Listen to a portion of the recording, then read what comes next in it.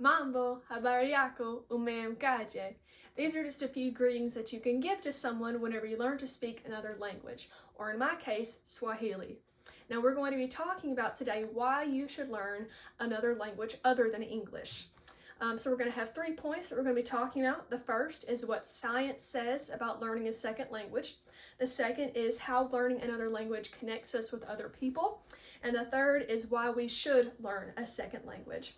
So first of all, what science says about learning a second language. So you probably heard before that it's easier for little kids to learn a second language than it is for adults. Science and the studies that I researched, it says that is true, but also in correlation to this, it says there's a correlation between an early second language, like a kid learning a second language, and they have improved learning in general. So for the kids that are learning a second language, let's just say at home, science shows that they're more apt to learn better in school generally, and that's from the Fun with Languages project. But for the adults that want to learn a second language, they also have many benefits. So science shows that adults who learn a second language, they're less prone to have dementia because they're using a different part of their brain than just simple math and simple speech, but they're learning a whole other language. They're learning new grammar, they're learning new vocabulary, they're learning all these new things that's not used on a day-to-day basis. So since they're working out that part of their brain constantly, studies show that they will have less forgetfulness and may even avoid dementia. So the second thing that we're going to be talking about is how learning a different language connects us with others. So for an example of this is whenever I go to the mission field to Tanzania, Africa, I always have to use a translator.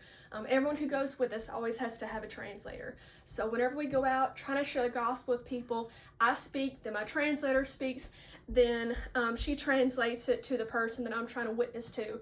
And the same thing, reversal order. She has to speak to the translator who speaks to me. And this relationship that I have with this person who I'm trying to witness to is just not as personal because I have to speak through someone else. It's still great. The Lord gives us translators for a reason. He gives people gifts to be able to learn a second language quickly and just be able to share the gospel, and she's always a great tool. But my relationship with her is not nearly as strong as my relationship with the person I'm trying to witness to because of that language barrier. So she's a blessing, she's very important, but your relationships will always be hindered because of that language barrier. And so for a real life example that you could have every day is just imagine trying to talk to your spouse through a translator. You know, you think about it, every conversation that you want to have, you have to go through someone else. If you want to tell a secret or something that you don't want anyone else to know, you have to tell the translator first. So that relationship is it's not two people, it's really three. So it's just not nearly as personal as it could be if you could just speak the language of that person. The third thing that we're going to talk about is why we should learn a third language. So we live in America, one of the most blessed countries in the entire world, with thousands and thousands of resources at our fingertips of how to learn a second language. You know, we have things like Rosetta Stone, Duolingo. We have teachers from all around the world that know how to speak the languages. We have the internet. We have different learning sites of how to learn a different language, but studies show in the past 50 years there has been a major decrease of people even having the desire to want to learn a second language. And because of this, it's not taught in schools anymore as a requirement. A lot of it's taught as an elective, such as Spanish and French and things like that, but it's not a requirement as it used to be. And because of this, because it's not required anymore, people don't want to have the drive to learn that second language. Adults, I think we also have an advantage of learning a second language because unlike children, we can differentiate between the two languages. So for example, a kid trying to learn Spanish and English at the same time is going to mix up their words, sometimes using Spanish where English should be, and sometimes using English where Spanish should be, especially if they have two parents who speak two different languages.